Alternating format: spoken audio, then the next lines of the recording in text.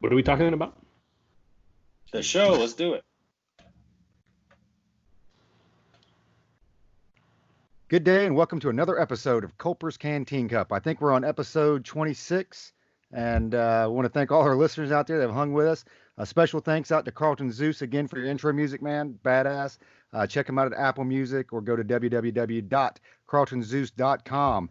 Definitely want to welcome back Josh. Josh is back with us from Atchison or St. Joe or wherever the fuck he went, up in Kansas to a wedding. Dude. Fantastic. So a couple complaints. One, we're going to need your receipts from the trip because you're spending that Culper's Canteen Cup money. So we got to make sure we reconcile that. And fantastic field journalism there. So you got some other stories, man, that you didn't quite catch on camera. Or I heard you made somebody cry. So that's a good thing. Yeah. So our plan to podcast that wedding, it went well up to a certain point. I probably shouldn't have started off the evening as soon as we got there with 4 or 5 vodkas, vodka and Sprites. I probably shouldn't have started with that. And then so the bride's brother was like, all right, I'm gonna help find you. And then the bride's mom was also like, oh, we're totally finding you some people to interview because I cleared everything with the bride prior to. And so this one girl, Maggie Michelle Big Battle, I don't know what her name was. So she went and got a tattoo like a couple of days prior to the wedding, right? And she got a sleeve done. She charted her sleeve, right? Well, she wasn't a bridesmaid or anything, but still, it's like that's the bride's day. So I figured, one of the questions, which should have been like, do you think you're, starting your sleeve tattoo? Do you think that drew the attention away from the bride and onto you? Or, are you, what's the problem with that? Are you jealous? Or, what, do you think you kind of took away from her day a little bit? And so I told her this before I recorded, before I asked her and recorded it. I asked her, it's like, hey, here's what I'm going to ask you. And she was like, yeah, it's totally fine. All was well. So I asked her the question, right? Everybody heard the interview. She was fine with it. We took a quick pic that we need to put up. And so I go on and I'm like, all right, need to go find somebody else. So I interviewed the bride's brother's girlfriend, right? And talked to her for a few minutes. And so we go back in and hanging out. And so the bride's mom's like, all right, I'm going to find you somebody else. And we're getting ready to go chat. And then somebody comes up to me and they're like, hey, yeah, man, that girl that with the tattoo, like she's in the bathroom crying right now. We're like, what? They're like, yeah, she's in the bathroom, like crying, like super upset because she feels like, she took away from the bride's day now. And she's super upset about it. Right. And I was like, oh shit. Okay. And the next thing I know, like the bride finds me. And she's just like, what have you done?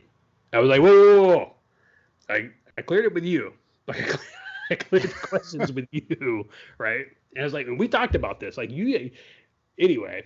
So she was just like, I'm gonna need you to apologize. And she wasn't upset, but she was just like, I'm gonna need you to apologize. I was like, done. Like, too easy. Like, last thing I want to do is upset anybody on your day, right? So they eventually drag her out of the bathroom. Her mascara is running. So I apologized. I was like, I'm really sorry. So they kind of toned the question, they kind of toned that down a little bit. It was like, okay, now and then. By that point, everybody was like 10 plus drinks in. Like it was ugly. So, the family goes to bed. We're still there. There's probably like, 25 people there till the bitter end, till they close it down. Right. And so I'm still there when they close it down. I think it was like, I don't know, midnight too, something like that.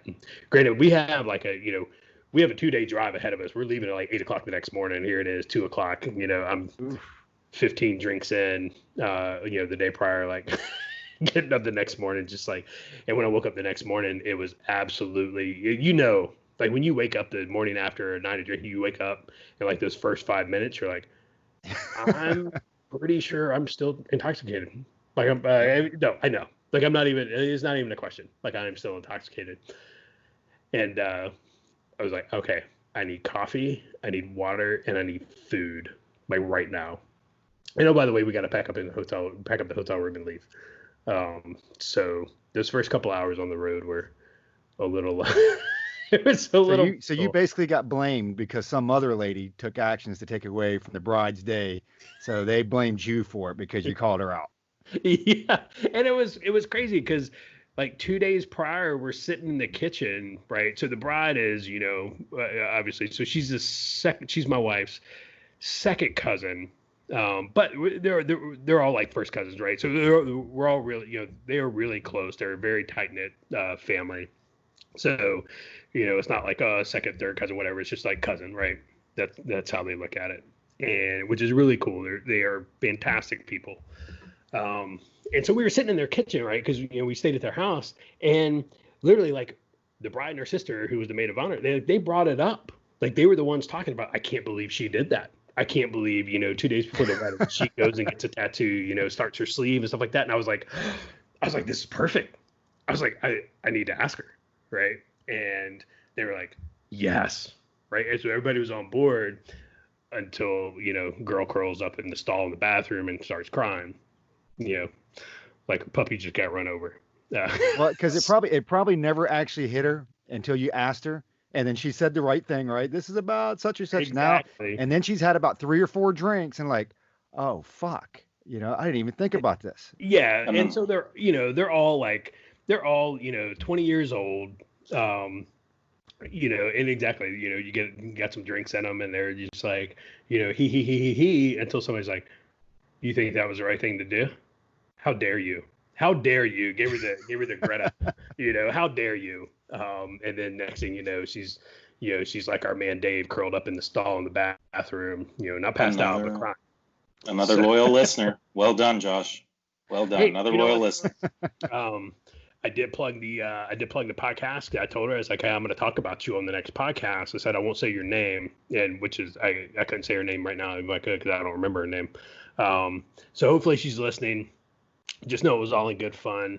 But just don't get a tattoo 2 days before somebody's wedding. That's all I'm gonna say. But we do appreciate you listening. If you indeed are. I know the bride's brother is gonna hear this, so make sure. Hey Brandon, make sure you pass this over to her and make sure she listens. And I hope it wasn't too harsh. I do apologize. Well, we're glad to have you back. It's good to bring the show back together, and Luke and I tried to carry as much weight as we could. We were going to write you off of this episode and just kind of gradually push you out. I think you were talking about earlier. Hey, you're still part of the show. We don't need you to record this week, but I figured we needed some good material. So back onto what's going on. Hey, Biden this week, right? Biden's supposed to announce his VP pick. So I think we've all talked about this over the last several episodes. We've gone back and forth. We've thrown out various names, and I think with it supposed to happen here the next couple of days, we're probably on our last episode before the formal announcement. So, final picks. Who we going with, Luke? Who's the VP pick? Oh boy, I want to say that whoever's the most liberal and the most out there as far as like extreme. So, who would you say that is? The most liberal and most extreme is going to be Warren. Well, okay. Well, it won't be Warren. Of the women of color, would that be? It probably wouldn't be Susan Rice. It probably wouldn't be what's her name from California. It'd have to be a Val Demings. Yeah. So I'm gonna stick with it and say Val Demings. That's what I'm gonna stick with. Val Demings. You're wrong. Yeah, I'm gonna stick with that. It's probably not smart. It's probably gonna be Susan Rice or God, what's her name? The lady from Kamala Harris. It's probably going to be those, but I'm going to say Val Demings because of the Florida thing. Yeah, I just don't know what Susan Rice. I don't know what Kamala Harris does for him in California. Nothing really. And Susan Rice, I'm not really sure what she's going to do in the Electoral College. But we can get into what happens when he's president later. So, and that'll be part of the vice president talk. So, what do you think, Josh? What's your prediction? I truly, I don't know. I tell you, when Klobuchar, stepped out and was like, I don't have anything to do with this. That really threw off my prediction, right? Because I thought it was going to be Klobuchar from day one. If we're talking about people of color, is it that racist though to say people of color? Or is that, I don't know. I don't know what I don't know Actually, what I don't even know what to say anymore to not be racist. Right. This week, yeah, I'm not I sure. don't know. Yeah, so I don't know what it is today. So anyway, so out of the potential running mates, right? So Joe Biden said that he was going to pick a woman as a running mate, period, which I think is incredibly sexist. Maybe you should pick the most qualified person, whether they have an innie or an outie. I don't know. That's just me, though. I think when it comes down to it, though, Kamala Harris absolutely does nothing for Joe Biden. Not only in California, she does nothing for Joe Biden in the Rust Belt. She does nothing for Joe Biden in Florida, really anywhere. And you think about it, like California's already locked up. He doesn't need help in California. California's that's a done deal. He needs help in Florida. That's where he needs help at. He needs help in Florida. He needs help in the Rust Belt, especially Ohio. He needs help in Michigan. I think it's going to come down to Val Demings. I think it was correct. I think it's going to be Val Demings. But here's the thing. Here's the person people aren't talking about. People throw it out there and they're like, oh, well, no, that's just completely, dude. I am not ruling out Michelle Obama. I'm not ruling Michelle Obama out, man. I think that in that whole, like, remember when last week they photographed his little notepad that he held out, the wrong side out, and they're like, oh, it's got Kamala Harris on there and it's got questions, bro. It'd be like that's a really bad disinformation ploy right there. I think that was staged 100%. I think that was absolutely 100% staged. I think it's going to be Val Demings or Michelle Obama. I have not ruled out Michelle Obama, man, because Val Demings only works for him in Florida, and Val Demings, her being a former police officer, that actually brings her clout everywhere, not just Florida, but it really helps Joe Biden in Florida, which he does not have locked up. He's got California locked up just because of all the people in LA, San Francisco, and San Diego, right? That does California for him. He doesn't need any help. So my call is Val Demings or Michelle Obama. I like the logic there because I think you don't have to pull from the left. The left, and we're talking about far left, just like the Republicans generally don't have to cater or pull from the far right. You've already got that core base there that's just they're not going to vote for Trump, so they're going to vote for Biden or not vote at all. So then you start looking at, okay, I have to start pulling moderates or those that are just left or just right. So I like the logic there. I'm not sure Val Demings does it because of the whole. She's pretty stuck on this whole defund the police thing, and that's something that Joe has tried very hard to separate himself from. He tried to distance that. So I'm not sure. I like the Florida play. Maybe that's enough to outweigh that. And you also got to look at. I think everybody. I can't remember if he said it or it's just the Democratic pundits. I mean, he's a one-term president if he wins. So then you have to look at somebody and say, okay, you're essentially with the VP pick on the Democratic side, that is going to be your next president. And I'm not sure she has necessarily the caliber, or she's the caliber person to be the president. So I'm going with Susan Rice. I think Susan Rice obviously has some baggage. Do you want to relitigate Benghazi and all that other stuff? Of course not. But again, I think you're only relitigating that stuff with the far right, which you're not getting their vote anyway. What Susan Rice does do is she brings a very moderate approach. She's not batshit crazy like Warren. And I think she also brings back a lot of the Obama era. Hey, we all loved Obama and we loved the Obama era. And so you bring back some of the same players and okay, we can go back to the way it was. And this kind of goes into our a little bit more of our episode. So my call is going to be Susan Rice. I think Michelle Obama, I don't think I think that'd have been a fantastic play if she wanted to do it. I think and again, I mean, we only know what they released to the news, but with the continued vetting, we've heard Kamala Harris, being vetted hardcore this week. I think Tammy Duckworth or whatever, I think she was vetted as well this week. So I think if Michelle Obama was seriously in play, that they would not continue that vetting route with those other folks. So I think Michelle's out of it. So I'm going with Susan Rice, but kind of goes into this episode with what if Biden wins? Well, first, I do want to talk about the polls, and I hate polls. Of course, everybody hates polls unless they're in your favor. Then you love polls, and I don't even know how you do a national, level poll with anybody or anything, just because there's so many people and we're so divided across the country. But it looks like the polls that I pulled up from was it 538.com or whatever that does they do like an aggregate and they average everything out.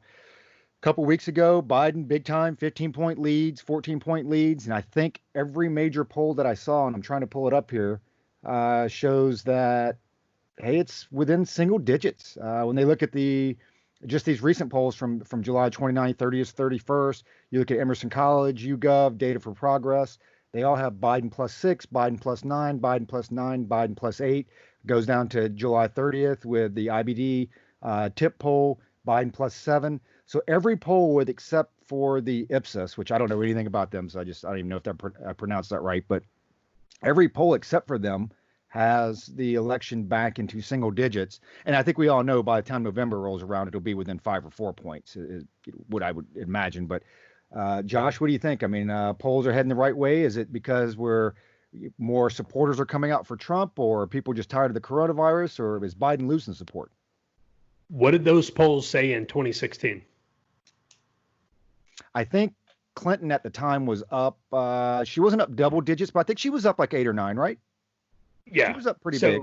Yeah, and that's kind of my point, right? So when I look at the polls, and I know we are all skeptical of polls because I can skew a poll any way I want to, right? If I want to show that Biden has, whatever point lead, I can go to Berkeley, California, and I can interview 1,000 people, and I can be like, look at this, Biden's up, 99 points in the poll. Right. So taking those polls into account, I think we all learned in 2016 that polls don't mean shit. They're only as good as the data that went into them. Right. And if you only interview a certain group of people, that's what your result's going to be. So when I look at the poll, I put zero value in the polls. Right. It's kind of like when we were talking about earlier, you're selling a house, you're like, oh, well, they say my house is valued, at $1.2 million. Well, it's only valued at $1.2 million when somebody gives you $1.2 million for it. That poll is only as good as what happens on November 3rd. Right? That's the only time that poll is valid. So I don't put a lot of faith in polls anymore. I haven't for years, even before 2016. I just didn't put a whole lot of faith in polls. When they would come out and say, especially during the Obama years, when they'd be like, 89% of Americans favor additional gun control. It's like, you only talk to all the commies in Austin, Texas, dickhead. Like, of course those guys favor more gun control. Like, come on, right? So I don't believe the polls any more than the next person. But at the end of the day, even when the polls that may be skewed are showing that they're that lead for Biden is shrinking, I think that is significant. I think I think it's a combination of everything you mentioned. I think people are over COVID. I think that, I think there is a silent majority out there. And I think those people who are watching, basically, man, the far left and left, they're imploding on themselves with the whole COVID-19. Every new release and declassification of information from the Mueller investigation, like every release that comes out, it shows more and more how fabricated that was and how problematic that was, and the fact that the judge continues to not want to drop the Flynn case. I think more and more people, those moderates that we talk about, I think even more and more of those are, even they might not like Trump, but at the end of the day, they don't like Biden either. And I think what we're going to see, I think those people are either going to, they're going to stay home and they're not going to vote for either. Or, I've had a couple of people that I know personally that are, on the left have come out and said that there's no way that they can support Biden, not because they disagree with a lot of his stances on the issues, but because he is in clear cognitive decline and they cannot in good faith put somebody like that into the Oval Office, knowing that he's already in cognitive decline. And, with China, right? So look at all the information that's come out on China in the last couple of months. Other than the fact that they were abusing kids at the NBA facilities and the NBA still continues to, tout China and how good of their country and, LeBron and everything. And then, you got Dianne Feinstein talking about how China is a great country and, they're really good people, even though her driver was a Chinese intelligence officer. Anyway, getting off the subject there. But, all the information that's come out on China, and then Joe Biden here last year was like, China, they're not, during the debates, he was like, China's not a threat. Come on, man. They're not a threat. They're not anything. It's like, they're literally robbing us blind. I think more and more people are seeing that now. So I think you're going to have a lot of folks stay home, or they're just not going to, they're not going to vote for Biden simply because Biden is truly in cognitive decline. And the media, they're starting to admit that a little bit, but they're still not, fully on board. So one of the things that we talked about last week with Luke was, and I didn't even pull it up. I should have done it. Lack of fucking preparedness. But whoever's doing the polling on the primaries, and granted, where I live is a small city, but they just released earlier this week, and of course they didn't give any insight into the breakdown of the numbers as far as who in the parties and this and that. But we have record turnout in the primaries so far. With what we've already collected. So this one guy or gal or whoever's doing that polling who's been right, 5,000 times, whatever the fuck it is, has gone back and said, well, I really don't look at the polls as far as nationwide or state by state. I really look at the primaries and the primary turnouts, because that's really going to show the grassroots movement, the support for a particular candidate or whatever. So I thought it was pretty interesting that we spoke about that last week, and then our town, which I have absolutely no influence in, come out and say, hey, we've got record turnout. So now I'm kind of curious. Record turnout Republican side, record turnout Democrat side, record turnout as a whole. I'm kind of curious to see where those numbers break down. So Luke, over to you. I mean, do you think, well, one, let me ask you this with the Biden piece. Is he losing support? And then when people are voting, the Biden supporters, are they actually voting for Biden, or do you think they're just voting against Trump, or maybe a little bit of both? I think it's a little bit of both, but I think they're more voting against Trump. I think that it's going to be another close one. I really do. I don't think you're going to see record turnout. I really, really don't. I could be wrong on that, but I think it's going to be another close one like the last one. It'll come down to the wire. There'll probably be a couple of things we're not expecting, which is kind of what I want to ask you about, kicking it back to how does it happen? What does it look like? But I'll tell you this about polls, I don't know a lot about how they're done, the methodology and everything. I've read a little bit, but I do know one thing for sure. And again, this is, completely anecdotal. I have never been polled. Not once in my life, even when I had a home phone. And I had one for years, up, I think 2002 was the last time I had a home phone. Yeah, I've had one since. But I guess I did have one in Maryland. I never was polled. I don't personally know anyone who has ever been polled. I don't. And I ask that occasionally. So I think that's interesting. Polls, I don't know exactly how they're done, but I do know there's no way they can be accurate, obviously, especially after the last election. But to you, Roger, so if Biden did win, right, how would that look like on election night? Assuming everything went smoothly, which it won't, but let's assume that it does go smoothly like it did the last time. How do you think that looks? What does he win, and how does he win? Wow, it's I think it'll be a train wreck.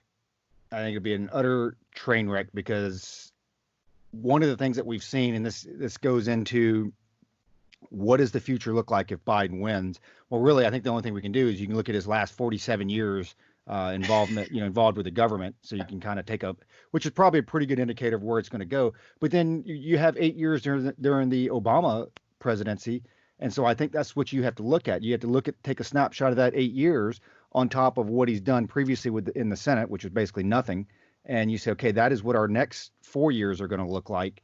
And I think people forget how bad it was during the Obama years. And I know some of the numbers are starting to come out now, and they're like, okay, well, in the grand scheme of things, it wasn't as bad as what people believe and this and that. But, and some of it is anecdotal.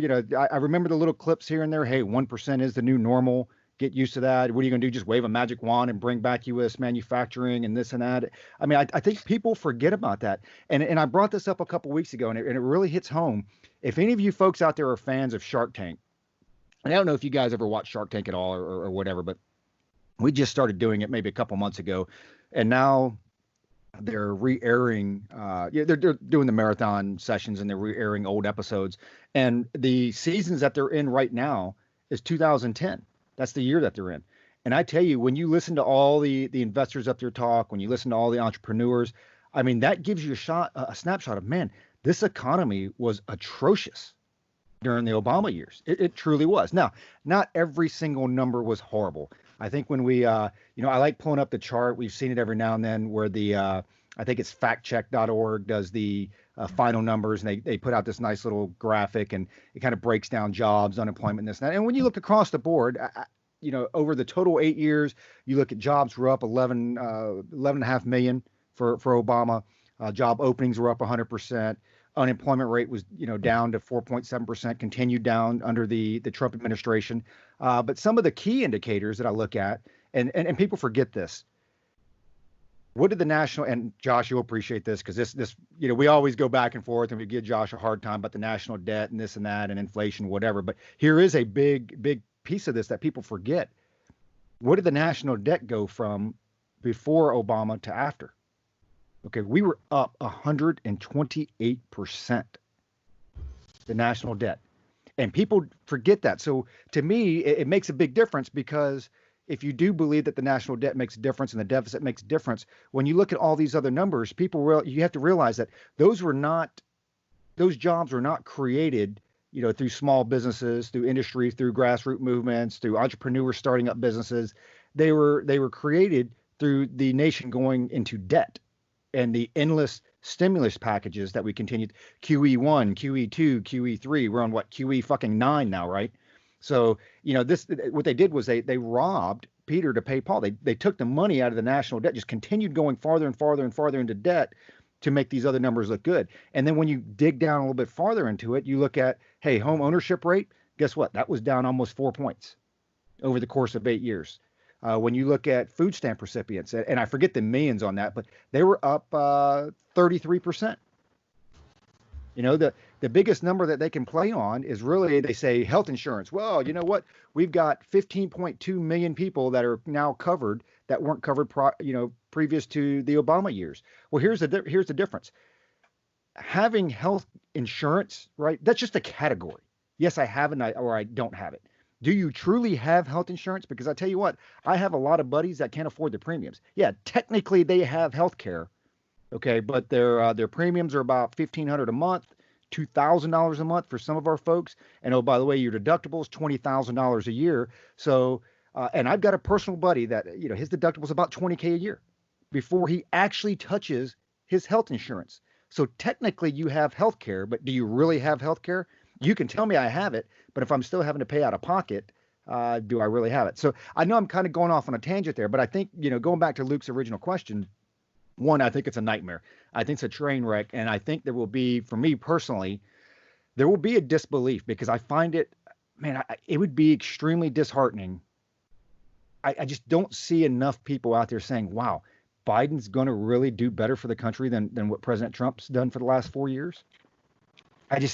It would shock me. Biden's been in office. Biden has been an elected official for 47 years.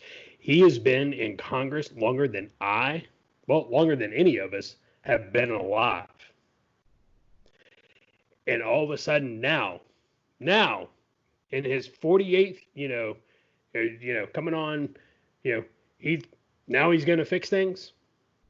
Like that right there, it goes against everything that so many people on both sides are talking about, right? Everybody hates career politicians. That is the story of the 2016 presidential election. People are tired of career politicians.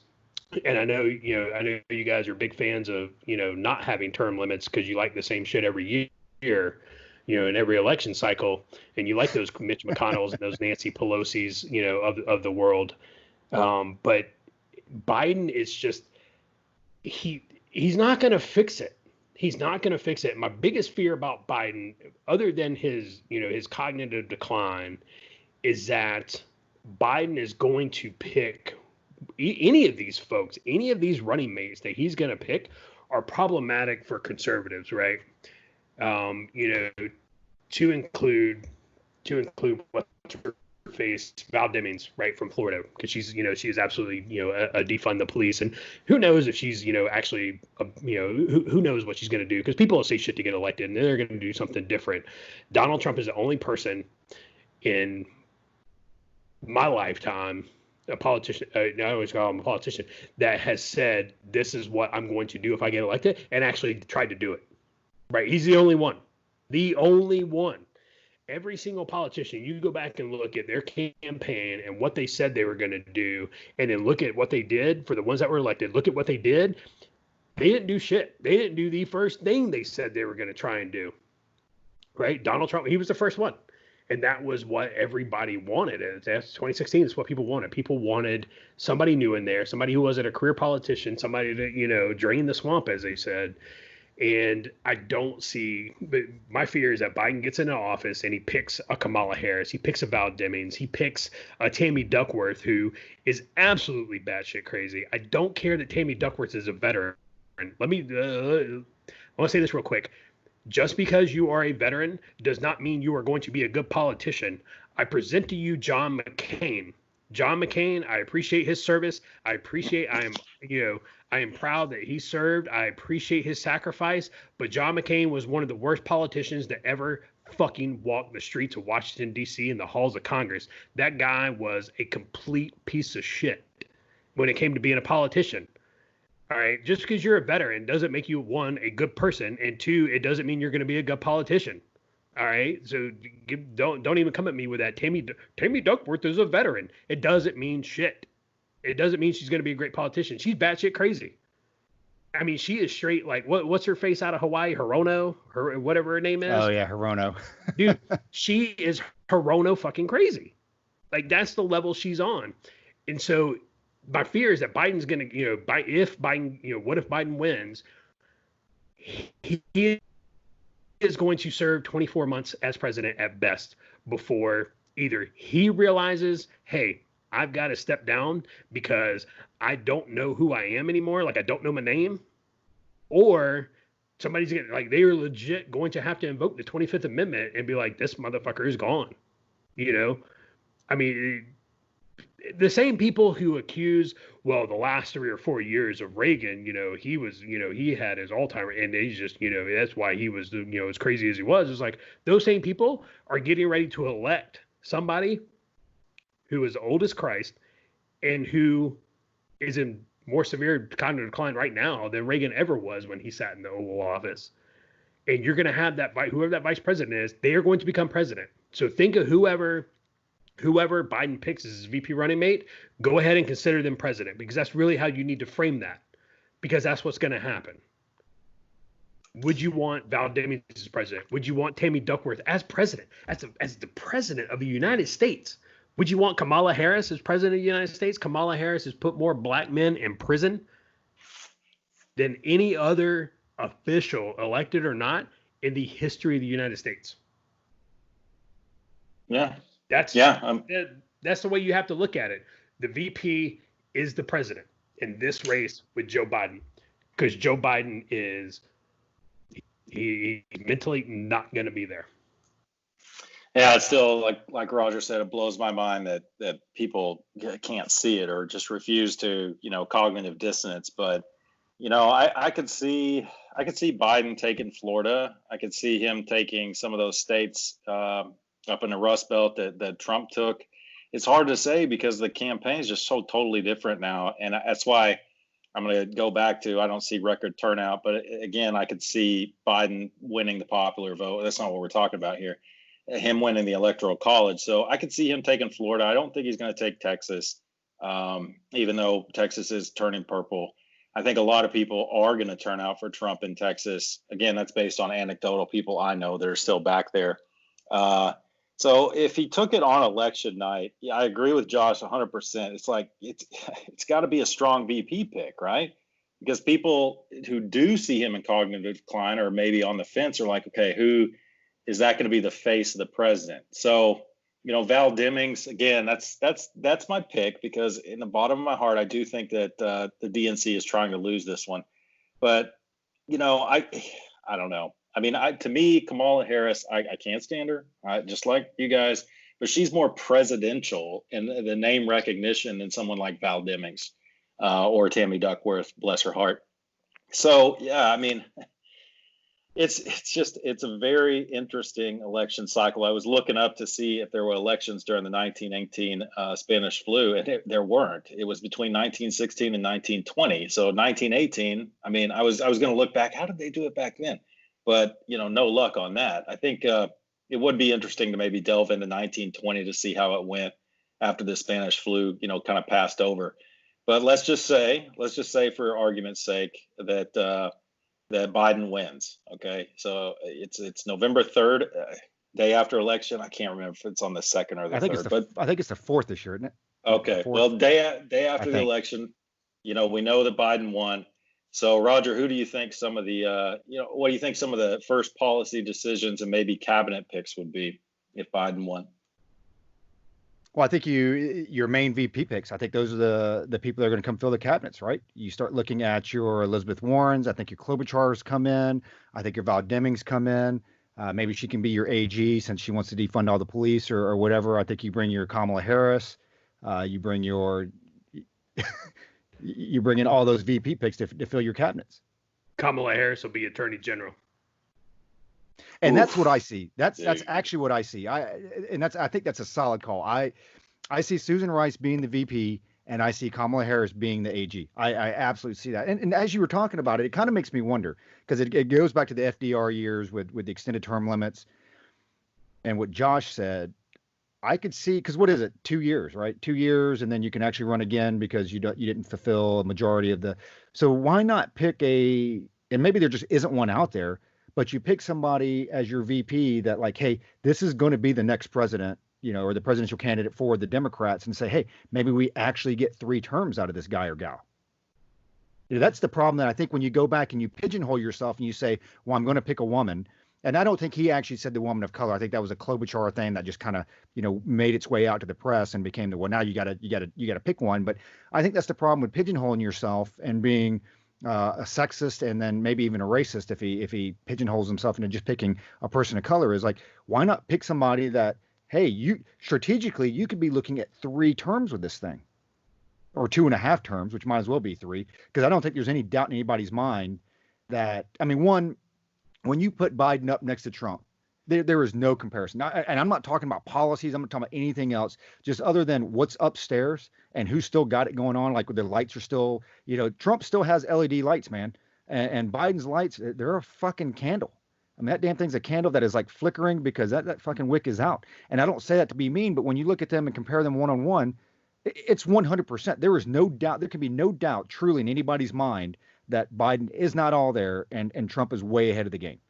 So I don't think that when you look at your VP pick, you have to assume that VP is going to be extremely involved in policies, the direction the country goes, the economy, that it may even be the VP's policies that go forward, because you have to assume that, like Josh said, I don't think it's unrealistic that at 18 months, hey, you start shuffling somebody, the VP, you start playing more the presidential role, and then whatever that time limit is, I don't know what it is where they can actually continue to serve 2 full limits. But right before or right after that date passes, hey, guess what? Joe Biden steps down, and that VP is now your new president. Yeah. No, and that's the problem. And Joe Biden is so easily swayed by whatever the far left wants him to say. Right, whether it's the Marxist BLM or whether it's the anti-gunners, whatever. Biden's so easily swayed. He's going to do what he is told. He is not going to push back. He is not going to go against the grain, right? Which is what people wanted in 2016. People wanted the outsider. People wanted somebody who was going to push back. And there's been times that Trump has pushed back and gone in against the grain that I didn't think he needed to go in against the grain, right, and push back. But again, like, I don't want a president who can be told what to do or swayed by Congress. I want a president who's going to look at Congress and be like, you can go kick rocks, 3 co-equal branches of government, right? Biden's not that. Biden is going to do exactly what the Democratic Party tells him to do. He's going to say what they want him to say. That's who he is. at this point in the game. And I don't want that. I want somebody who is going to push back. I want somebody who is anti-system, right? And Biden's not the guy. He's not that guy. And as far as like who's next, I don't think that they are going to so I agree with Luke before COVID that the DNC was trying to throw this, right? They didn't care. They were like, hey, we're going to put the last vestiges of the old guard in here, let them get destroyed, and just, and then in 4 years, when it's not Trump, then we can put up our up and comers, right? The Pete Buttigiegs and the Klobuchars and, those folks. Right, because this was Warren's last run. This was, obviously Biden's last run, in that old guard, right? So the new ones are coming up. I don't think I don't see Biden's he's not the guy. I agree with Luke before COVID that they were trying to throw it. I think with COVID, I think with the economy, the downturn in the economy, even though the economy is picking back up. Right. I think people are taking that 33% or 32%, whatever it was, shrinkage of GDP, and they're running with it. And they're like, oh, my God, look how bad Trump did with the economy. It's like, OK, all of the Democratic states, run by Democratic governors shut down. They're still shut down. And they're like, no, we're not going to allow you to open our businesses. And they're like, oh, my God, Trump destroyed the economy. It's like, dude, it's like you wouldn't allow your state to. It's like that meme where the guys, you got somebody sitting in the chair and then you got the guy with the gun and he's like, he shoots the person in the chair. And like, why would Trump do this? It was like, you guys destroyed the economy. You guys wouldn't allow it to open back up. And now you're complaining about the economy being shut down. I don't think the DNC is trying to throw it now because I think in their heart of hearts, they think they have a shot now. They think they have a shot at getting Biden in. So I think they were trying to throw it prior to, like Luke said. I don't think they're trying to throw it now. But I think even they know, like, Biden can't pick Stacey Abrams, right? I don't think Biden can pick Stacey Abrams and have it. Well, she's got to finish out her governor term of. Right, she has to finish out her term as a governor in Georgia, which she still believes she is, and then she's got to get that gap in her teeth fixed. But I don't think. I don't see Biden picking a Stacey Abrams, right? Because that's just a complete, like, nobody wants to see, President of the United States, Stacey Abrams, right? Because she's an absolute complete clown show. I do agree with Luke that out of all the VP picks, I do think that Kamala Harris, as far as like presidential, I think she has the name recognition. Obviously, I do think she's polished when she wants to be, right? So I completely 100% on board with Luke on that one. That she is somebody who could potentially run for president, but I still think it's gonna be Val or Michelle, and but you talk about the economy under Obama, man, and the wave the magic wand, Trump was like, yeah, bitch, abracadabra, here it is. Right. And at the end of the day, I want most folks to be able to have an opportunity at a job, to make some money and be okay. You don't have that with Biden. Biden believes in big government. And I think we can all agree that every time you get the government involved with something, it generally sucks. Right. Because that's what the government does. The government makes things suck. Go try and buy a gas can with just a nozzle to put gas in your lawnmower. Now, no, you buy a gas can that has like a 5-step safety valve on it, right? That you need a degree from MIT to figure out how to get gas to go through the damn nozzle. Like I had to buy a new gas can. So I literally threw away the nozzle and I just bought $1 funnel. And I put that, I don't have a gas cap on the gas can in my garage. Like it doesn't have a gas cap on it. It just sits there. Half my gas probably evaporates out by the time I use it. I don't fucking care because I literally use like $1 funnel to pour it into my gas can because the fucking nozzle has like 5 different, traps on it. And, this thing, and you got to undo this to, get the gas to flow to this compartment. And then it goes to, it's like because of government, right? You want more government. That's what happens when you get good government. But so today, what happened in the Gulf of Mexico, right? 2 astronauts splashed down, SpaceX astronauts splashed down in the Gulf of Mexico. Badass, absolutely, right? That's some American shit right there because people can say this about America and everybody can hate on America. But guess what? Who's been to the moon, bitches? We have, right? Would you go back 11 years ago? 11 years ago, you had a committee under Obama said that it would take 12 years and cost $26 billion to get Americans back into space. That's what the committee said. 12 years, 25 billion. What do? We handed it over to the private sector. The private sector, specifically Elon Musk, who everybody likes to make fun of, and his kid does have a fucked up name. Like, what did he name his kid? Like R2D2 or some shit?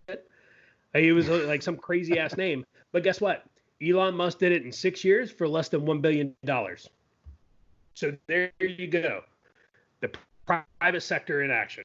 Give it to the private sector. That Trump believes in the private sector because he's a private sector guy. Biden doesn't believe in private sector. Biden believes in government run stuff. And everybody who talks about, everybody who's lamenting, the U.S. government, everybody who's lamenting, oh my God, the, government, stormtroopers are beating people in, Portland. It's like, okay, healthcare.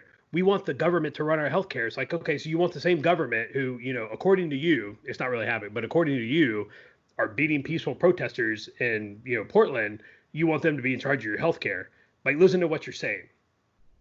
And that's what Biden is. Biden is going to go with what he is told. He's going to do what he's told. So based on what the vice president is, Nancy Pelosi, I don't see. So they're not taking the House back. I don't see Republicans winning the House back.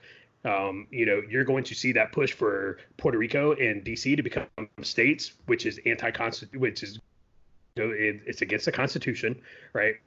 You're going to see them push for the abolishment of the Electoral College. All of these things that people said that Trump was going to do, that Trump was going to destroy the Constitution, that Trump was going to destroy America. Who is out burning down buildings right now? Who is pushing for the abolishment of the Electoral College? Who is pushing for, DC to become a state? You can't have a state with two capitals in it. That's literally written into the Constitution. I don't know that anybody on the left has actually physically read the Constitution. And I have a lot of friends in the military who are still active who are supporting these things.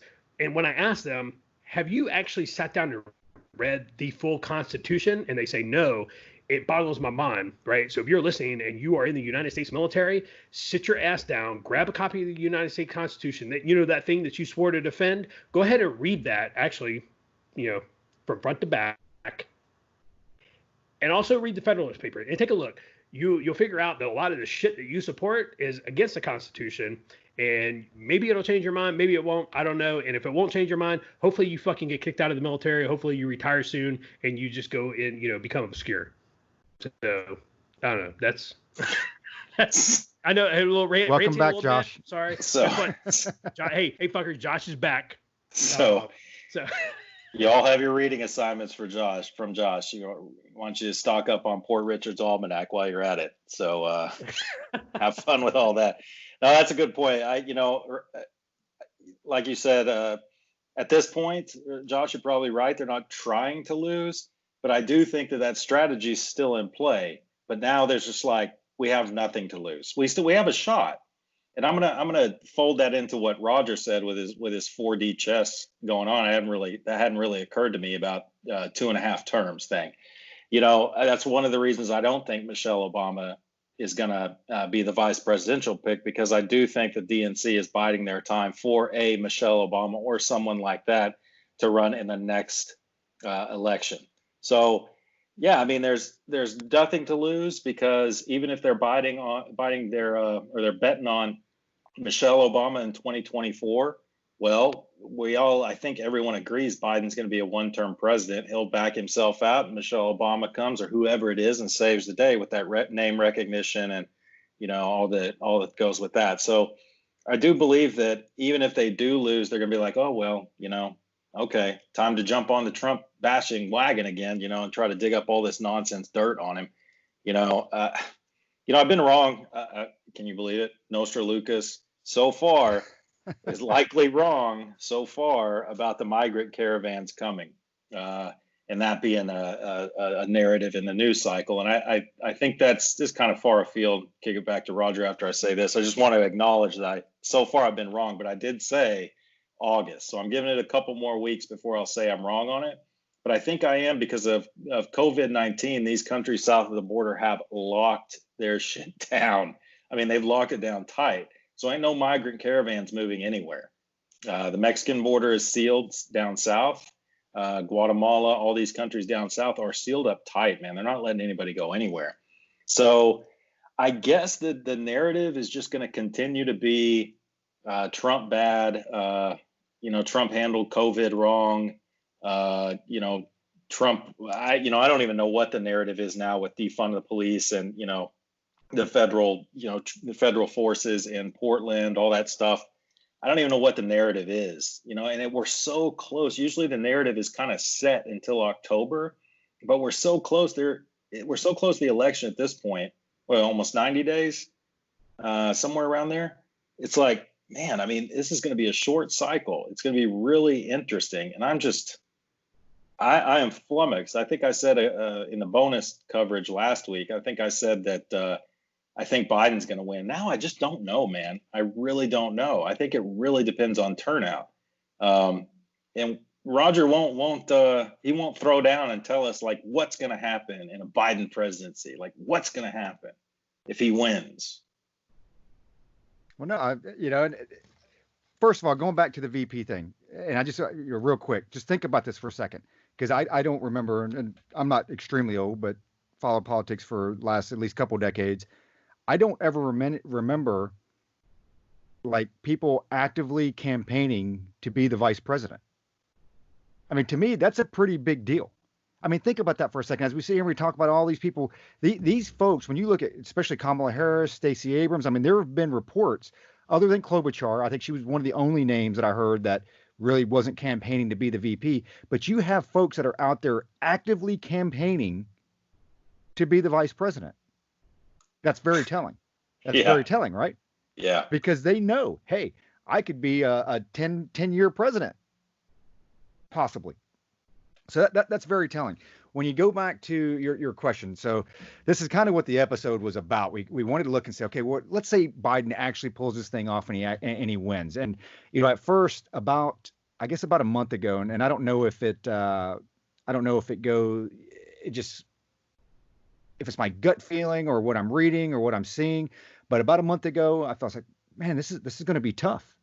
This could be very, very tough for Trump. And I think it's going to be tough for him anyway.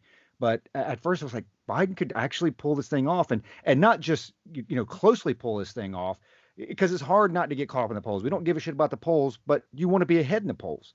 And when every poll or a majority of the polls shows these double-digit leads, especially in the states, there's some cause for concern there. It's like, hey, you better get your shit together, which I think the Trump campaign has done.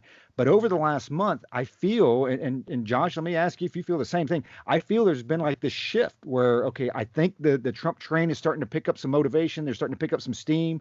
And again, I don't know if it's just me or what I'm reading or maybe my echo chamber, but I feel that some of that momentum has gone away from Biden and the Biden campaign and has kind of come over to the Trump side. And now I want to say Trump, in my mind, is the favorite, at least closely. I mean, what do you think? I agree with Luke. I think it's going to be super close. And I agree with you. There's definitely been a little bit of a shift in momentum. I don't know why the shift in momentum has been. I think it's probably a multitude of things, as it usually is. I think the latest that's come out on the Mueller investigation, they declassified the some of the Strzok documents and stuff, showing again that the quote unquote the interview with Trump to let him know about Russian interference was actually basically they were trying to lay a trap for Trump. And that memorandum came out I think it was declassified a couple weeks ago, where Trump and at the time Chris Christie and one other, I forget who, Flynn, right? They went to 26 Federal Plaza in New York, which is FBI headquarters. Anybody's been there. And, they got that quote unquote defensive briefing. Well, that was actually a briefing that they were trying to see, they threw out a bunch of Russia stuff, right, to see if Trump would bite on it. Right. So that came on. I think I think you probably got some people out there who are like, okay, yeah. Anybody who thinks that the Russia collusion thing is still legitimate, I'm sorry, but you're an idiot. Like that's the only way I know how to phrase that. Like you're an idiot. So I think there's that. I also think that, again, man, I'm with Luke. I have never ever been polled in my life. The only time I've ever been polled was in 2008 when I came out of the voting station, and somebody stopped me in the parking lot, and they were taking, they were the pollster, like, hey, who did you vote for? That's the only time I've ever been polled in my life, right? So I think you have a lot of folks, maybe the people are getting polled, I don't know, maybe they make this shit up, I don't know. But I think a lot of people are starting to see too, people are done. Again, the people I know that are on the left, they are all, they're not Trump supporters, but at the end of the day, they like their police. They like being able to, pick up the phone and call 911 and know that a police officer is going to show up. They know that, hey, like at the end of the day, we can't have social workers showing up to 911 calls. Like that's just not going to work, right? And so, and how about a couple people who, are very much on the left? Like I have one friend of mine who, I'm not going to say their name, but they are super, like they are far left. Like they are far left, and like to the point where they're like, oh, I'll set the Bible on fire. I don't care. But at the end of the day, they're like, hey, man, I like being able to walk around and know that I'm not going to get, there's a deterrent to being mugged, right? And so they absolutely, they said, I'm not going to vote for Trump. They're like, I'm not voting for Biden either. So I don't know, man. When it goes into the poll thing, I think there's a lot of that going on. And with the that closing of the polls, I agree with Luke. It's going to be close, and that's why people need to get out. People need to vote. I don't believe in mail-in voting. I don't think that we go into the whole COVID mask thing. If a room full of people can get together for John Lewis's funeral wearing masks, guess what? You can go stand your ass in line wearing your mask. Wear your mask, people, but get your ass to the polls and vote in person. The mail-in voting is not an option. It's just, and people were like, oh, well, absentee voting. Absentee voting is for people who don't have the means to get to the polls, i.e. deployed, service members. That's who absentee voting is for. That absentee voting is for people who are, I'm in the fucking ICU at the hospital, or I'm in a hospital and I can't get to a poll to vote. Like that's who absentee voting is for. That's not for the people who, I just don't want to get my lazy ass up and drive to the poll. That's not who that's for.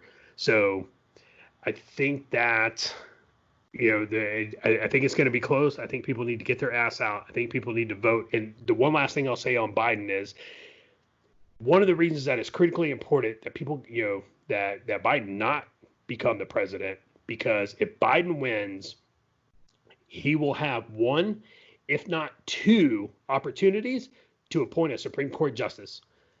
Ruth Bader Ginsburg is one, she is either A, not going to survive another 4 years, or B, the minute that a Democrat is elected president, she will resign. She will resign that day.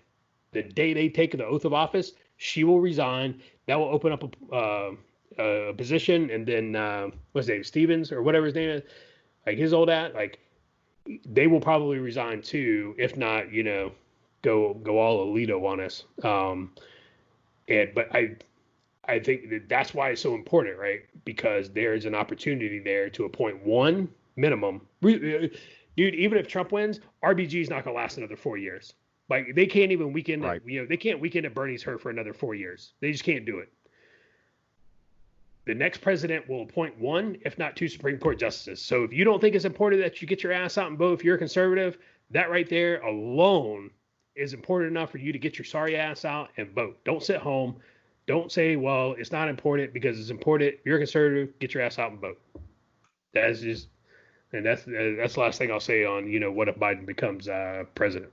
I agree with you on that, man. I mean, it breaks my heart that, the voter turnout is not going to be what it is. And I'm going to credit that to COVID-19. I think people are scared to get out and vote. I won't even get into the mail-in balloting thing. I don't think that's going to happen, by the way, because it's just we got too short of a timeline here. They might patchwork some stuff together that's going to be fodder for the courts, but just get out and vote. I mean, people want to go to the store and talk about essential businesses and things like that, but in my opinion, voting should be one of those things that you're willing to risk your life to do.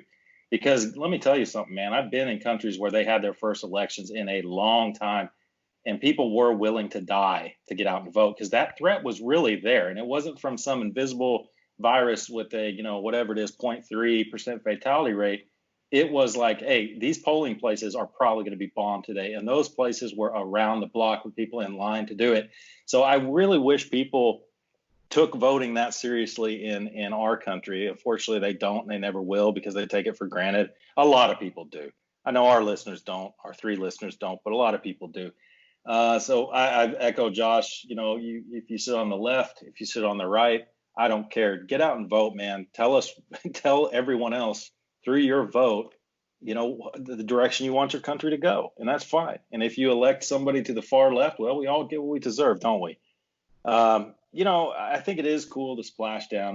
That's cool, I guess. But I think the first one was like 59 years ago. So it's like, yeah, Mickey Mantle that year also hit 49 home runs. You know what I mean? So what? Yeah, I think it is something. It's like, okay, we're back. We're doing it again. I understand the cost overruns with the shuttle.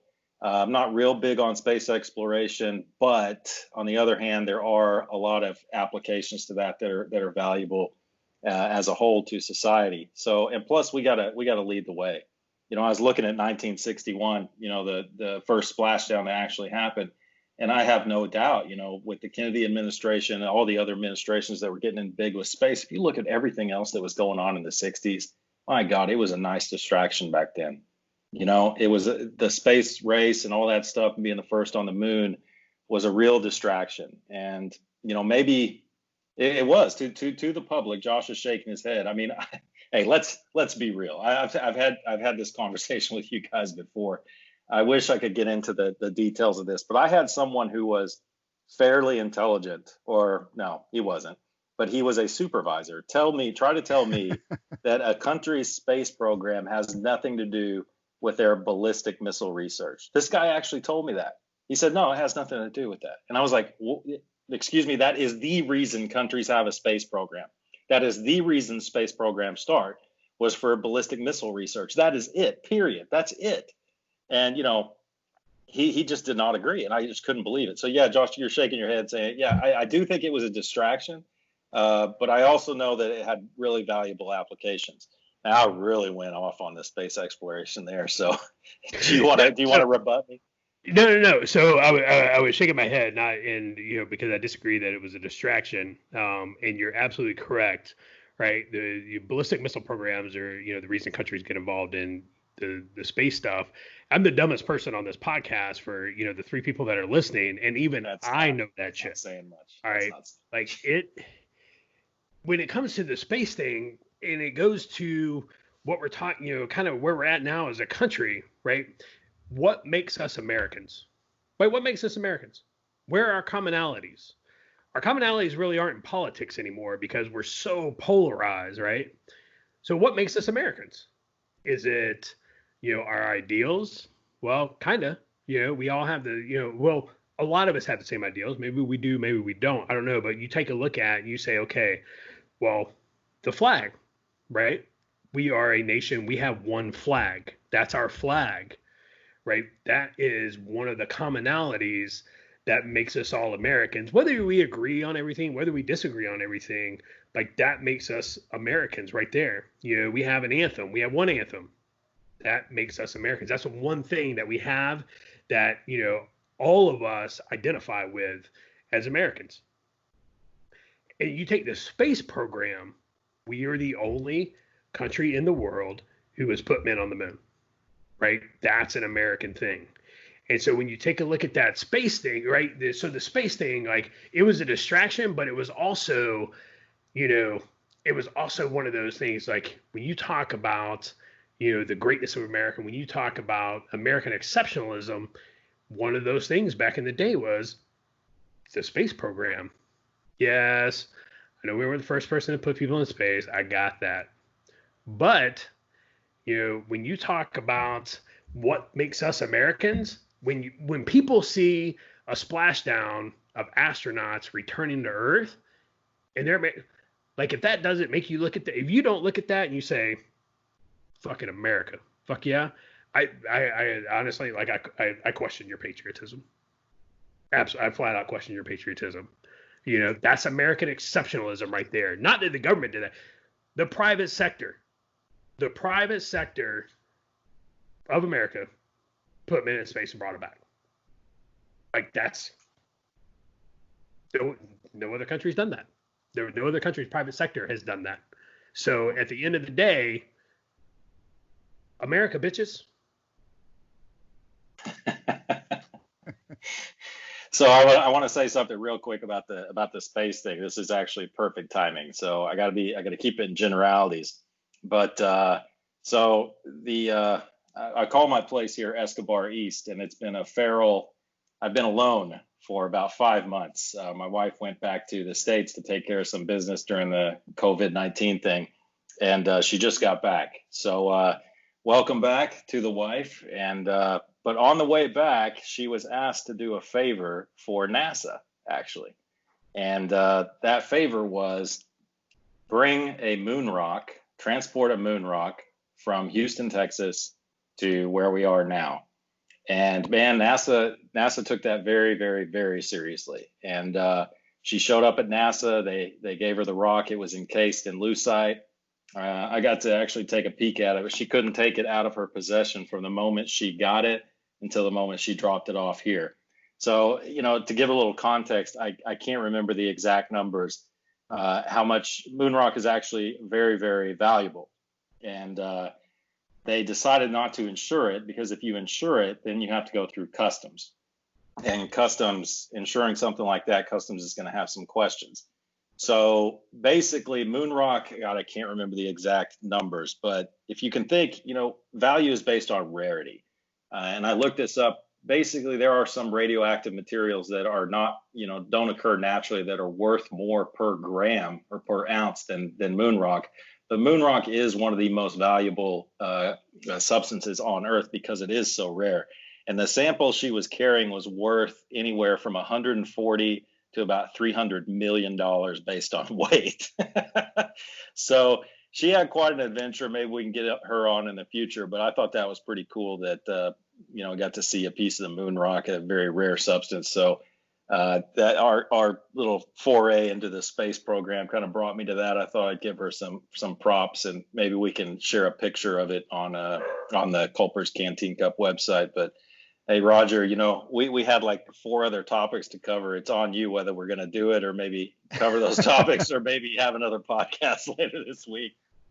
Well, I'm going to bring it back around because, and you brought this up before, the cost of moon rock is just a hair over $300,000 per gram, but that is based on the cost that NASA assessed back in 1973 on the cost to get to the moon and back and this and that. So I would say that even at 300,000 a gram, it's probably a lot more than that, if not double, just based on the rarity and what have you. But to bring this back to the Biden piece,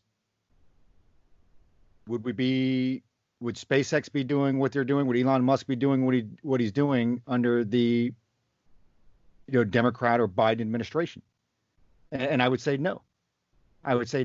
So to go back to what a couple of things I do want to address. So on the polling thing real quick, believe it or not, as much as we talked about this, so I've actually been polled in the last couple of weeks. First time ever. Never been polled, right? Never been polled. Actually got some calls. God bless it. And I can't remember the daggum name. So now I'm on their call cycle. But it's so rigged because it wasn't even for the presidential election. They were actually talking about educational funding and funding for teachers. And you could tell and I forget the exact verbiage that they used for the question they asked, but it was something similar to, hey, do you agree with increased funding for school? And so it was tailored to a point where I was supposed to say yes. And I was like, well, no. And so then there was this like tactical pause. And then every other question after that was like, well, if we had to increase your tax by 8%, would you still agree to increase funding in schools? I'm like, well, I said no at the very beginning. So no. So if we increased your mortgage by $50 to pay for the increased funding in schools, would you continue to, agree to, increase funding for schools? I'm like, no, my first answer was no. So that was my, far from a polling expert. That was like my first poll. I'm like, the 15 questions that you asked after that were based on the assumption that I was going to say yes. And because I truly didn't believe it and said no, well, the other 14 questions you had after that are all moot at that point. So I don't have a whole lot of confidence in the polls. I want to touch with Josh on the absentee voting and the mail-in balloting. You're already starting to see it. We said it. We called it last week, conflating the two. There is a difference between absentee ballots, absentee voting, where as a registered voter, I have to go to my county and request a ballot. Okay, so I have a verified, voting card, address. I'm a person. I'm alive. I'm a Republican or Democrat or whatever, and I go to my Secretary of State or I go to the county and I request a ballot come to me at my address. Okay, mail-in balloting outside of the physical aspect of mailing it in. I get that aspect, but that is not what the Democrats are pushing. The Democrats are pushing, we are going to mail out 175 million ballots to every address in America and just assume that John Doe or Jane Smith or whatever is there and is that actual person hasn't moved because everybody's resident records are up to date, right? I mean, I'm sure the cities, states, and counties keep accurate records on that stuff, and you just assume that John Doe or Jane Smith received that ballot and actually mail it back in. That's the difference. We're not talking about just mail-in balloting. What they're talking about right now, what the Democrats are pushing for, is widespread. Just let me blast out 175 million ballots. So I got in the mail I got in the mail yesterday. My North Carolina, Republican Party notice of my absentee ballot application if I so desire, right? So what they included on here was, and I know you can't see that, but, quote, all North Carolina voters are eligible to vote absentee no matter the reason, end quote, right? And so what I'm going to do tomorrow is I'm going to call the Republican Party, North Carolina, and I'm going to tell them that they're a bunch of fucking idiots for sending that out. No. Absentee ballot is not like we're just going to mail you a ballot and you just mail it in and we're good. Like, that's absolutely not the intent behind absentee ballots. It was never the intent behind absentee ballots, right? You have to have a valid reason why you're not taking your ass to the poll and standing in line, right? So I'm going to call the Republican Party because I don't know what they're doing. I don't know what they're thinking, right? And the whole absentee voting thing, people was like, hey, man, I don't know if you guys saw, so the mayor of D.C. waived the D.C. 14-day quarantine requirement for everybody who attended John Lewis's funeral in Atlanta. Of course. Because it's, quarantine for thee, but not for me. Right? So all these motherfuckers could go and, pack in the historic Ebenezer Church for John Lewis's funeral, and people were like, well, they're wearing masks. They're not social distancing. Well, they're wearing masks. Okay, so if masks are the answer, which I'm not saying they are, but if masks are the answer, then guess what? Everybody wear a mask and open every damn thing back up. Open all the schools back up. Open the damn gyms up. Open everything back up. And guess what? If I can pack into a church and sit next to somebody in a church pew for a funeral, simply because I'm wearing a mask, I can go stand next to somebody line at the polling station and wear a mask. Get your ass to the polls. And Luke's absolutely 100% correct. And it's a great point, man. There are people who risk their lives overseas in countries just for the opportunity to vote. And people in this country are gonna sit home on their ass and be like, oh, I'm not gonna go vote. Get up off your fat ass, stop watching Real Housewives of Atlanta, and get to the polls and vote. Sorry, motherfuckers. Well, and we talked about this before when the George Floyd thing just happened, and it was a 30,000, 50,000 foot view of it. But when you talk about systemic change, and I'm not talking about systemic racism because again we've already discussed that.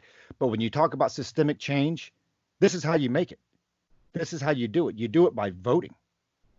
All these people talk all this shit. We want this, we want that. You know what the voting turnout was in the 2016 election? Which I was actually a little surprised. I thought it was, I didn't realize it was one of like the historic lows. But it was 56%. 56% of the eligible voters turned. So let's call it half. Half of the eligible voters turned out to vote. So all you dickbags out there that are like, we need to do this and we need to do that, and we're protesting and my rights and this and that. Half of you don't even fucking vote. So you're bitching about it. You're complaining about it. We all heard it. The house is on fire. Dude, you're not even turning on the fucking water sprinkler to put that shit out. You're just bitching about it. And you know what? And everybody can say that we're wrong and we're stupid and we're on the right or whatever the case may be. But the bottom line is half the fucking country didn't vote. So it's all for naught. They all get out there, and I hear the athletes and, this and that and change and yada, yada, yada. Doesn't matter. Half of you don't vote. That's all a moot point. So back to the Biden thing, and let's run down this real quick, because I think for 2 weeks now we've talked about what a Biden presidency would look like. So we'll run down this real quick, and I'll kind of throw it out there for the broader audience for consumption. Last week we gave a little snippet on the YouTube channel, and basically the way I kind of broke down what a Biden election would look like, a Biden presidency, and I think you have to go back to the Obama years, truly, and you break it down to 5 major categories. So you have government trust/distrust, social and values, the economy, U.S. position in the world, and race relations. And I can tell you, I won't bore you with all the stats, but when you just take those, and some of it's hard to quantify, okay, I get it. When you look at social and values and government distrust, how do you quantify this? So Gallup actually has a pretty good page on this, where they go through it, and obviously it's polling. So a lot of this is done by polling, and they look at the historical polling and voter sentiment and population sentiment, and that's how they come up with their numbers and their figures. But when you look at views of the U.S. government, you think that went up or down during the Obama presidency? Any guess? It went down. It goes down. It goes down. It looks like it went from, it said the Americans' trust in the nation's political leaders struck its lowest level in the final year of Obama's presidency, standing at 42%. So there's about a 7% drop from the time that he took office to the end. Confidence in the Supreme Court. Confidence in the Supreme Court, which is actually kind of scary to me and a little shocking, sunk to record lows. 30% confidence in the Supreme Court, 7% confidence in Congress. Now, I get it when you talk about Congress and even the Supreme Court, you're not necessarily talking about the presidency, but I think what happens is the presidency and the president, they set the tone for everything else. And I think that comes out a little bit later when we start talking about some of the other categories. When you look at social and values, and there's a big reason for this number here, there was a huge jump. I think it said that by 2016, closer to 32% of America identified as socially liberal, which is the highest that has ever been recorded since Gallup started polling for this thing. And a large part of that, which you got to remember, is socially liberal. What's funny is they never talked about, well, hey, how about economics? How about foreign policy? It's funny that they only chose to use the socially liberal, because I think for the most part, when you look at libertarians and even a lot of conservatives, they are socially liberal, generally speaking. Now, there's some, you can get into the hair splitting of, okay, regulations and this and that. But I think most folks tend to be a little bit more socially liberal. I just don't necessarily need to have laws for you to tell me that I'm going to recognize certain things. So again, they don't cover the economy or foreign policy or whatever. When you look at the economics, we touched on that a little bit earlier. The big thing is you've really got to dig into these numbers. The 128% increase in the national debt. Josh can go off on his rant on another episode on this thing, but that is huge. That is massive. And that's what funded any type of progress that you saw during the Obama years. And then throw on your 33% increase on those on food stamps and welfare, and then take your American home ownership down, the 4% or whatever it was that we talked about earlier. Here's a big one. U.S. position in the world. You think it went up or down? Take a guess, up or down? It went down. It went down. Absolutely. Down. Yeah, it went down, and it dropped several. I think it's it dropped by like 10 points on where Americans actually felt that the U.S. position in the world was. Where they talk about, and when they talk about U.S. position in the world, it's one, how the rest of the world views us, and then also military might and military strength. So when they look at before Obama took office, 64% of the people out there believed that the U.S. military was the number one power in the world.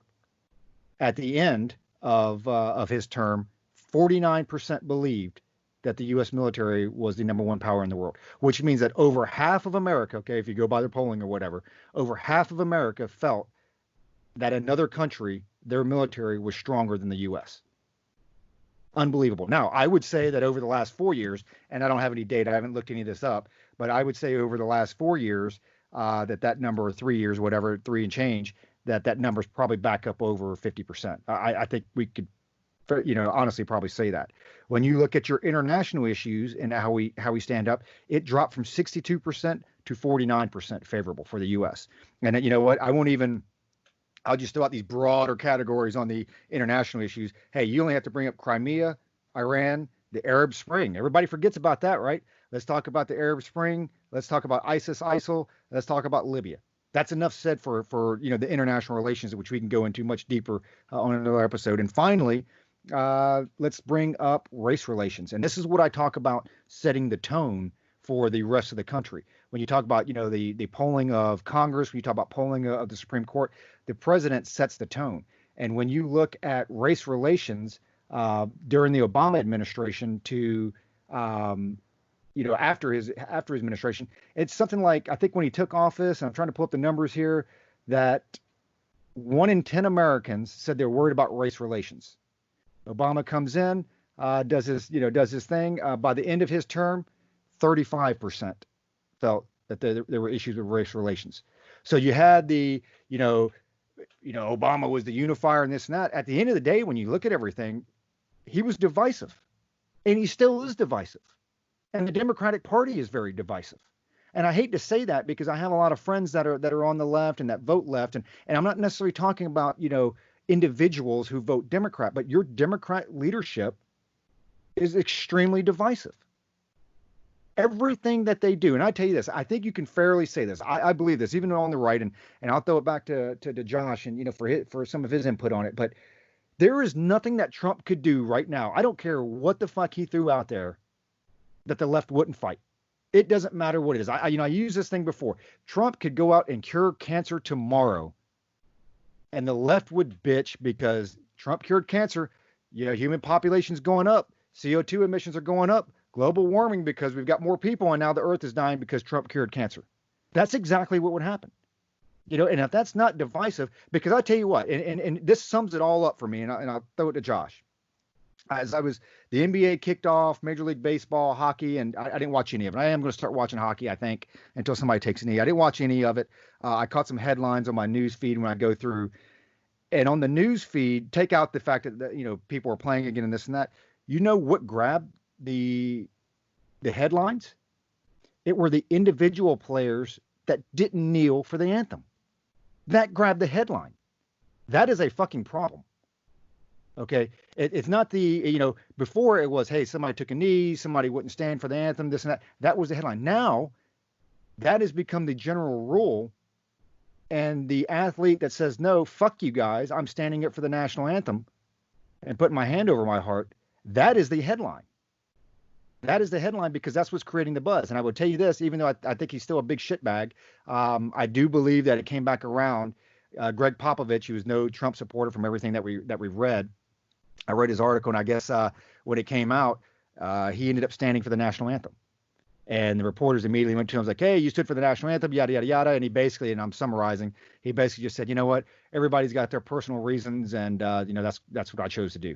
And so I'm hoping that a little bit of that itch of like, hey, I'm a fucking American, kind of crept up and was like, yeah, I can't take a knee for this. Again, I think he's a shitbag, but at that point he did the right thing. So with that being said, Josh, that's that's kind of what I think when you look at the next 4 years of a potential Biden presidency.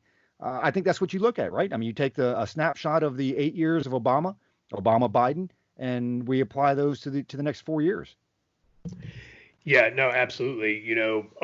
Biden came out the other day and said that, when they released the 34% shrinkage of the GDP report, Biden came out and Biden was like, a sign of a bad economy is, direct reflection of leadership, government leadership, blah, blah, blah. And he was like, this is just a reflection of Trump. And it was like, hey, Joe, 2008 and 2009, they'd like a word with you, but you're right. Trump could come out and cure cancer, and people would be like, well, all those people that, all those cancer, treatment providers that, Trump just put out of business, now they're jobless and homeless and, their kids, they're going to starve.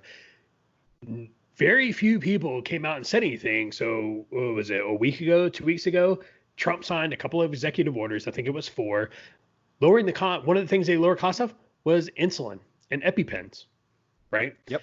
People who were spending hundreds of dollars a month on insulin, right? Very basic thing. And EpiPens, a very basic thing.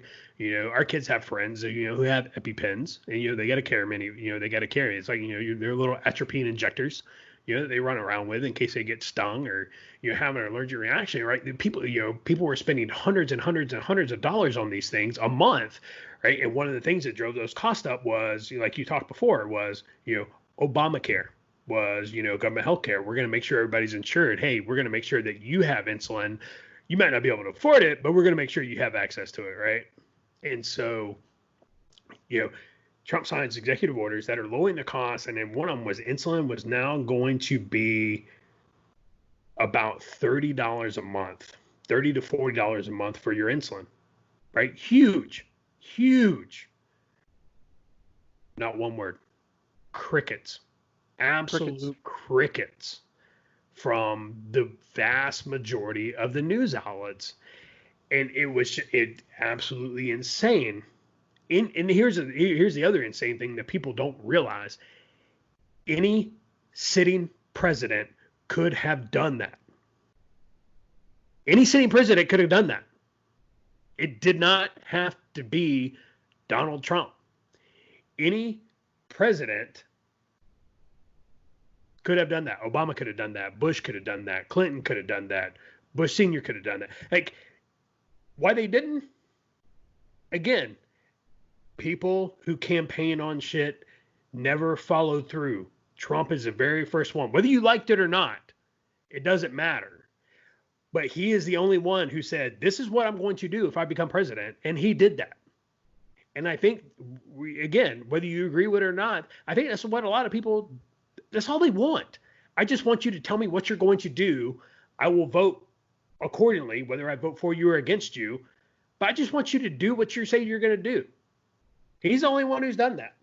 Everybody else has stood up there and said, oh, you go back and you look at Obama and Biden, what they said historically on illegal immigration, right? What did they campaign on? Yeah, can't just grant blanket amnesty. And then what they do when they get in office, DACA, right? Dreamers. Trump's like, he campaigned, I'm going to build a wall. I'm going to build the biggest, the most beautiful, gorgeous wall the world has ever seen. And what did he do when he got in office? He was like, start building the wall, bitches. Make that thing high. And guess what? The Supreme Court just came out and said, yes, he can divert funds to build a wall because it's a matter of national security. And one of the main priorities of the president of the United States and the government is to keep Americans safe.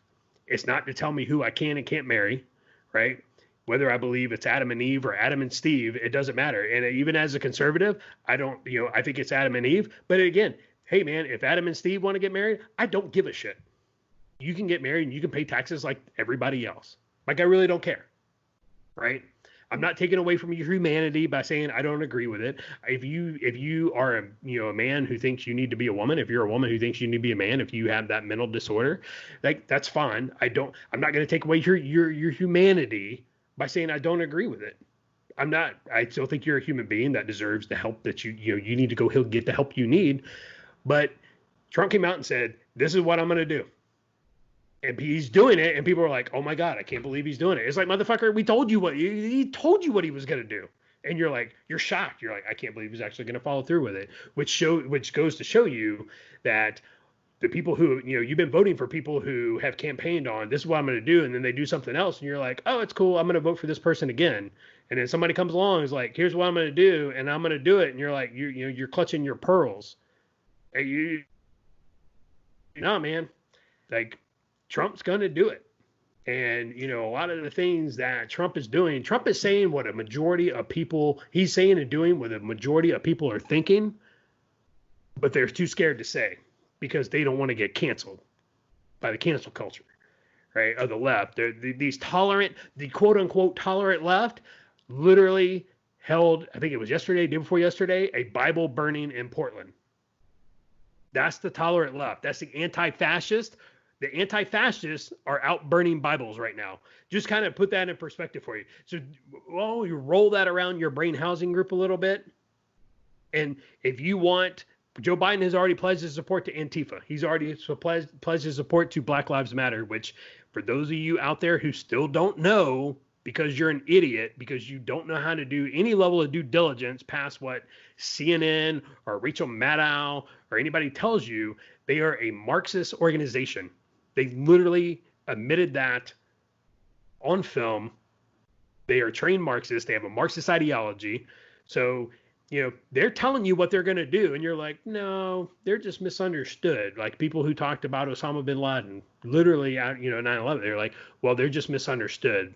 They're just misunderstood. It was like they would murder you in the middle of the street in broad daylight, given their first opportunity.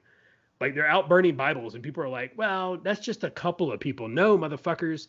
That is the ideology and the movement of thousands. So tell me again who the intolerant people are. It's not conservatives. Conservatives aren't burning down federal courthouses. It's the quote unquote tolerant left. That's what a Joe Biden presidency will look like. You want the abolishment of the filibuster? Okay. Then go ahead and elect Joe Biden. If you want the filibuster to go away, because the filibuster is not written into the Constitution, so the conservatives out there saying that's a constitutional thing. No, it's not. You're stupid. And again, you need to go read the Constitution and what's in it and what's not. The filibuster, if you want the laws and everything to change, you want procedural things to change in the government every election cycle, every 2 years when we elect senators, then go ahead and elect Joe Biden, because the filibuster will go away. Because that's what's going to happen. You want an assault weapons ban by executive order until the Supreme Court overturns it, then go ahead and elect Joe Biden. If you want an incredibly high tax on ammunition, then go ahead and elect Joe Biden. If you want more government overreach and more government involvement in your life, then go ahead and elect Joe Biden, because that's what a Joe Biden presidency is going to look like. And I'm going to turn it back over to Luke so he can close it out, and so he can at least talk for, maybe 6 or 7% of this one. We messaged each other during the podcast, folks. And I messaged Roger, and I was like, I bet you Josh has talked 70% of the time, which makes sense since he talked, 2% of the time in the last one. So, I totally understand. I'm with you on most of that, Josh. I didn't hear anything I disagree with as far as what that could or might look like. I haven't really seen, and I don't follow it that as closely as I should, but I haven't really seen a whole lot of Joe Biden's platform. I really haven't. If you go to Joe Biden's website, at least the last time I did, which was probably 2 months ago, it's a Mickey Mouse website compared to the Trump website, and that was back 60, 90 days ago when I was like, they want to lose. Biden's website may be a little bit better now, but man, Trump's website is just like boom, all over the place. You're trying to take your money, which that's what campaigns are supposed to do. But yeah, I think that with a Biden presidency, I think you're going to see more of the COVID. I won't call it hysteria, but more of the COVID extreme reaction. I'll call it that. I think you're going to see more of the Black Lives Matter, white fragility. Things that are divisive and polarizing. I think you'll see a lot more of that. Whereas, with a Trump presidency, I think if you got inside Trump's head, he's just like, I want all this to be over so we can go back to winning, that whatever winning is for him. So if Trump wins, I think that, COVID might rear its ugly head again just to make him look bad. Same with the divisive Black Lives Matter, but that'll be pushed by the media instead of by the administration. So, yeah, I don't see a whole lot of good things with a Biden presidency. Personally, I vote with my pocketbook. Number one, that's the first thing I look at is how's this going to affect my pocketbook? And those that are in the military that I just couldn't understand it. Back when Obama was running and some of the local elections, and I'm like, look, they're saying they're going to cut defense. That means it's going to impact your job. It could even impact your pay. Why would you want to vote for that? And they're like, wow, And you don't see too many in the military. You're seeing more and more nowadays, as Roger will opine, which I agree with him. But dude, times are good right now for me. I'm in the defense sector, and times are fairly good. I have resources I need. I get paid fairly, I think. And in a Biden presidency, I think there's going to be cuts to that. And that's always been the case with Democrats versus Republicans. I'm a Republican, number one, because it affects my job, man. They're strong on defense. I'm in the defense sector, man. hey, I'm going to vote Republican. So, yeah, I think that I could be negatively impacted if Biden wins. But as far as pay and, maybe actually having to worry about my pension and my job because it's, under the federal defense system. But anyway, I'll kick it to Roger. We've gone a long time today, which is good. It's a good episode. We had 4 other topics to cover, but that's good for our next podcast. So I'll kick it over to Roger. Yeah, it's funny because as you pulled that up and you mentioned the Joe Biden websites, I went to it and it's come a long way in the last 30, 60 days or whatever. What's kind of noticeable, and I only clicked about 5 or 6 links. There are almost 0 current photos of Joe Biden. I mean, everything that I'm looking on here, you've got back in his early days, some black and white photos, and you've got some videos that are a little bit more current, but almost everything I'm seeing on here, it's at least 4 years old. At least 4 years old. There's a reason for that. So anyway, before I go down, get off too much on a tangent, long episode today. Like Luke mentioned, welcome back, Michelle. So hopefully we can keep this thing going once a week. I know she's going to crack the whip a little bit, so we might have to shift our recording time a little bit, right? Just to make sure we can get him on board. We want to welcome Josh back. I know that's why he talked 70% of the time because he missed last week, so he had to make up for it all. So Josh is back, but it feels like we've got the family back together again. But with that being said, for our podcast, again, we want to thank those listeners out there. Thanks for hanging with us. Thanks again to Carlton Zeus, carltonzeus.com, Apple Music. Check them out. For the rest of our listeners, if you're listening to us on Apple or Spotify, get on there, rate, review, subscribe, all the good stuff. Stay safe, get your ass out there, go vote, stay secure, keep your canteen cups tightly secured, rather. And for those on YouTube, your free, I guess we call it freemium, right? Your freemium content will start now. Badass. Good episode. Long as fuck. We didn't cover it. We only covered 1 of 4 topics that we were going to cover. We could so easily do like long form, man. You know how easy, if we all had the time, it would be to talk for like 3 or 4 hours.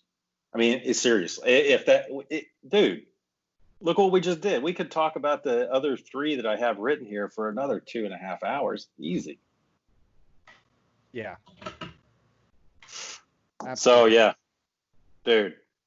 Yeah, so I thought I had told you guys about the moon rock thing, but I guess not. Yeah, it was quite an adventure.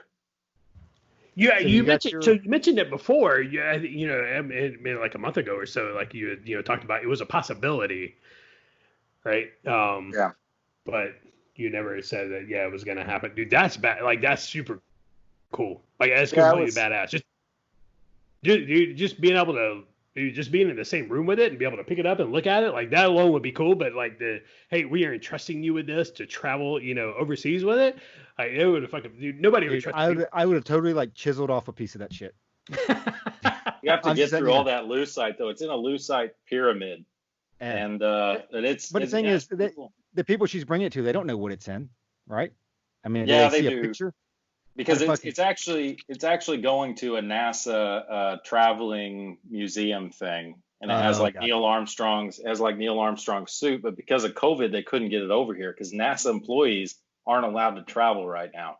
So this thing was supposed to be here like 4 months ago, and we just happened. They asked if we could fly through Houston, and I was like, "Fuck, I guess so." It cost us a little money out of pocket, but. Whatever is worth it. I would have got a phone call. They'd have been like, Roger, we need to see you. And I'd come up and they're like, yeah, what's up? Like, so yeah, this thing was, 140 grams when we, gave it to you. And we're a little light. We're sitting about 125 right now. So anything you want to tell us? I'd be like, I don't know. I was halfway.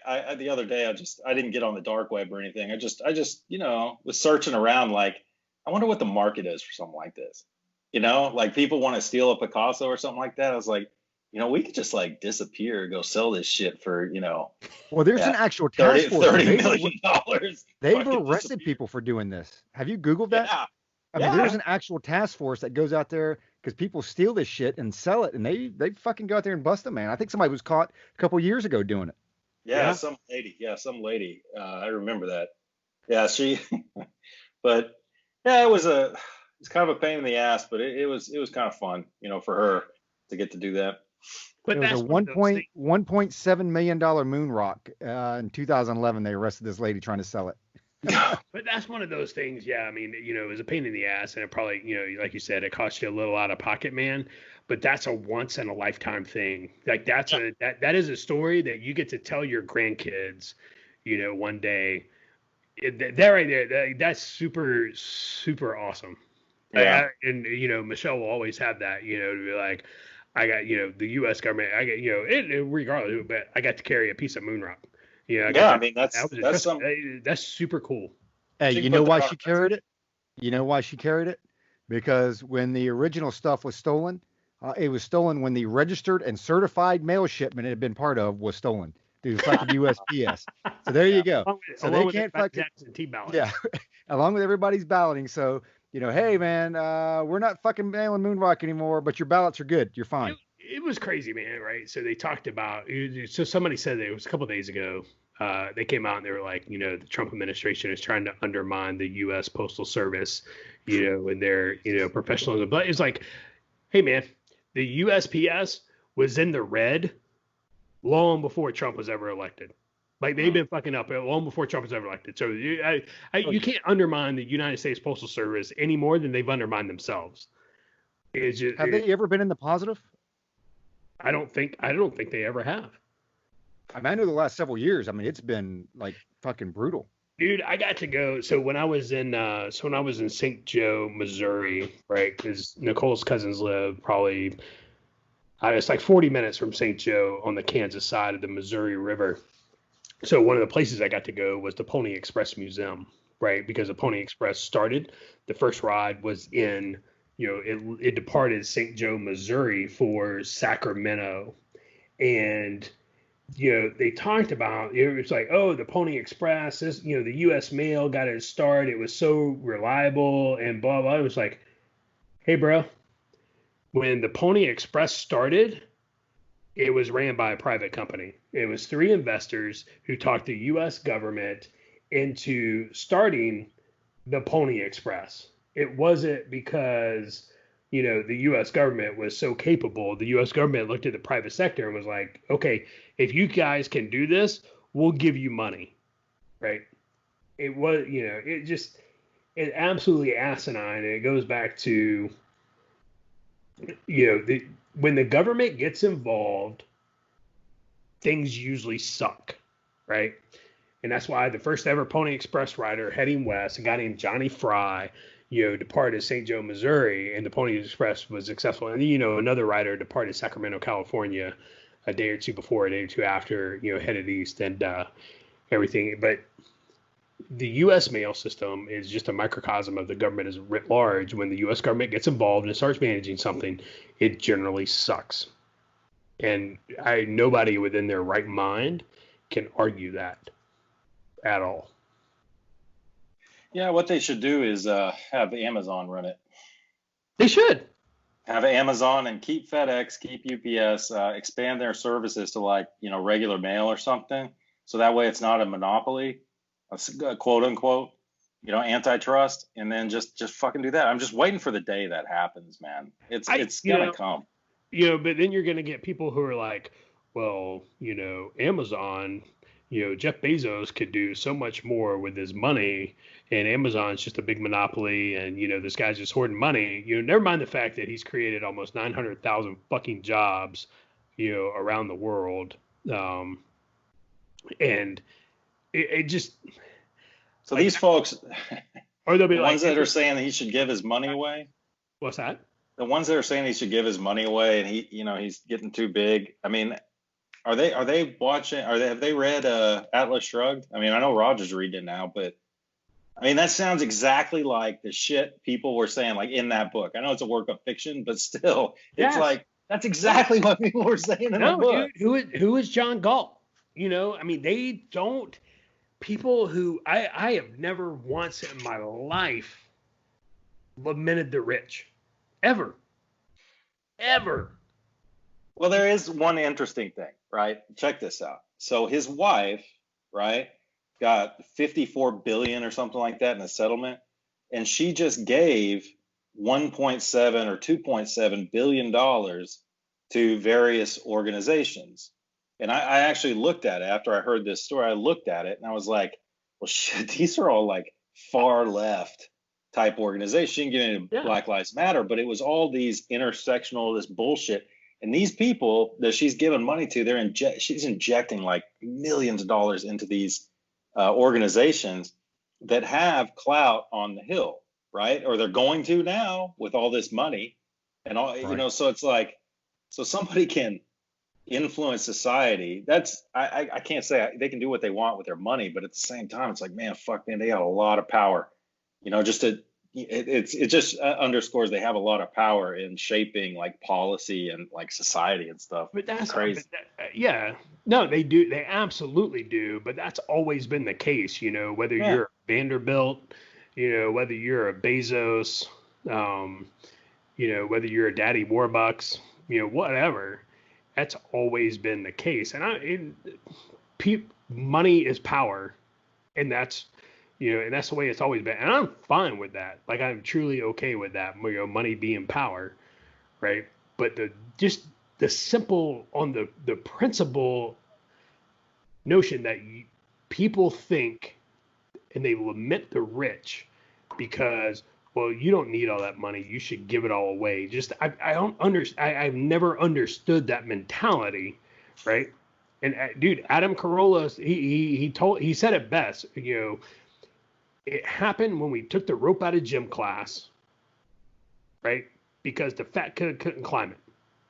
So we took the rope out of gym class, keep him from embarrassed. Mr. Johnson drives by in his big black Cadillac, and back in the 50s, 60s, 70s, and even the 80s, the dad says to the son, hey, you apply yourself, you keep your nose to the grindstone, you work hard, you can have a big black Cadillac and live on top of the hill just like Mr. Johnson. And nowadays, Mr. Johnson drives by in his big black Cadillac and everybody's like, well, he doesn't need that. Let him go fucking throw rocks at it. He doesn't need a big house on top of the hill. Who does he think he is? We lost that. Everybody wants the reward and nobody wants to take the risk. You see it in sports all the time where they say where the players want more money, they're holding out. And COVID's kind of helped us out a little bit because they don't take any of the fucking financial risk. The owners do. It's like, you don't own this business. You are an employee, whether you like it or not, and you think it's degrading or whatever. You are an employee and you've taken zero financial risk. So people don't want any of the financial risk. They want you to take it. And then when you are successful and make your millions, well, you should share that with me. Right. Why the fuck should I do that? That's my goddamn money. I fucking busted my ass for it. Exactly. I'm the one who went out and got the investors to give me money so I could go buy the machines to make that widget or whatever it is. I'm the one that, put the money into making sure the tax code was in place. I'm the one that makes sure, there was a management structure in place. I'm the one on the line. If this thing goes bankrupt, I have to turn around to the investors and pay them in some way, shape, or form. I've inherited all the risk. You might be out of a job, but at the end, you can walk across the street and go get you another job as long as the economy's good. Unless you're in the 2008 Obama economy, then you're sucking, right? But it's like the stock market, right? High risk, high reward, low risk, low reward.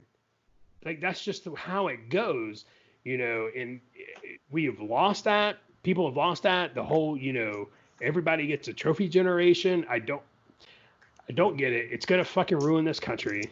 A lot of people don't understand it. People want equality of outcome. That's never what it was about. It's not about equality of outcome. It's about equality of opportunity. Everybody in this country has the same opportunity. I don't care if you're black, white, whatever, man, woman, whatever. Everybody has the same opportunity, period. Not everybody's going to have the same outcome, man. There are people, like you said, I'm the dumbest person on this podcast. I wasn't born. That's like me suing the NBA because they didn't take me as an NBA player, right? I'm not 6'11". I can't shoot, 3-pointers all day long. So guess what? I'm probably not going to play in the NBA. That's fine. Yep. That's okay. That's just my lot in life. I get that. I accept that. Well, and that's the problem now with you're seeing all these shutdowns. Motherfuckers just don't want to go back to work. I mean, don't get me wrong. The government has done a great job of creating an actual fear with some people. And I see it with some folks where they truly believe they're going to catch COVID and die. And it's a small percentage, but there is a percentage that truly believes that. Personally, the rest of these cockbags, they just don't want to fucking go back to work. Like, you know what? I want to sit at home and collect my paycheck and stay in my house and eat my food and play Xbox and just not go back to work. I mean, it's like you sit out here and you see it with all these fucking teachers, especially out here in Arizona. It's like they're all, dude, I'm telling you, go down to the fucking Home Depot, the goddamn Walmart, the fucking nail salon, the hair salon. It is packed with people. But then I can't go back to school. I can't go teach.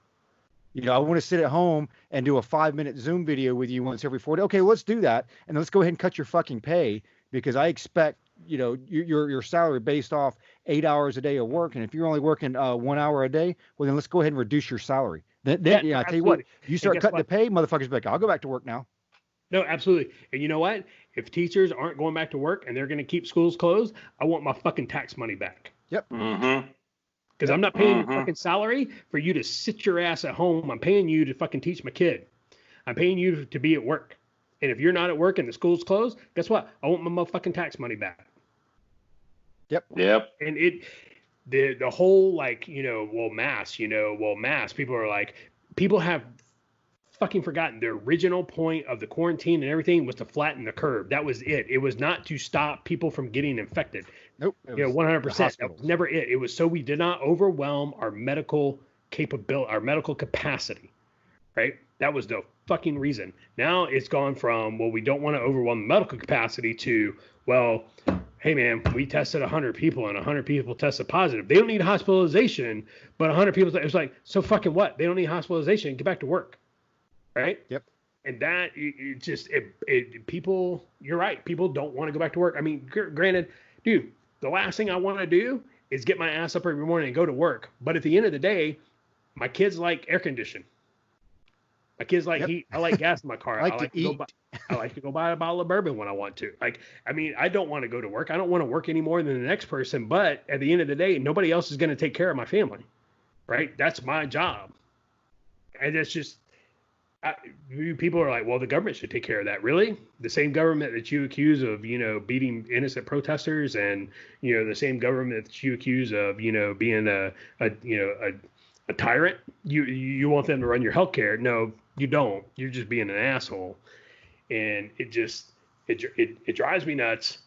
And people, I went to Harris Teeter today, buy groceries. It was packed, dude. It was packed. Right? I'd say 99% of the people wearing a mask. There's maybe one or two in there that, weren't wearing a mask. I don't fucking care. Whatever, dude. I don't care. Right? You're a private business. You say you have to have a mask on to come in here. Okay, fine. Right? I think private businesses should be able to dictate whether you have to wear a mask or not. I think private businesses should say, I'm going to bake you a cake or not. Absolutely. You're a private business. That's absolutely your prerogative. But I guarantee you half of those same people who are in there, packed, are like, it's too dangerous to go to the polls. It's vote. It's too dangerous. I can't vote in person. I can't vote in person. I might catch corona. Right? Well, your ass is hanging out in the fucking deli at Harris Teeter with, 100 other fucking people. I think you can go to the poll. So. Yep. So with that being said, that's the end of the freemium content for YouTube. So we'll welcome back Josh again, and welcome back Luke's better half. So thanks for all those out there that are continuing to view us. We'll see you next time, and stay safe.